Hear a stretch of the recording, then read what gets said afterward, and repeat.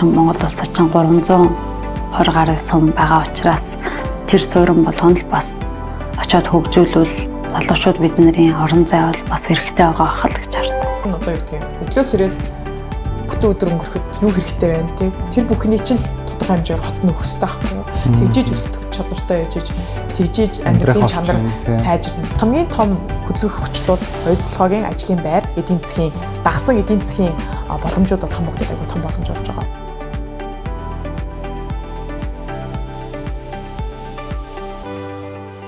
Амьдрах орчин нь бүр цөмбөр бүрдэж байгаа заяа. Ер нь л хүрээлэндээ сум байдгүй бах тий. Суман дээр тавилгын үйлдвэр ажиллаж байгаа тийм ээ.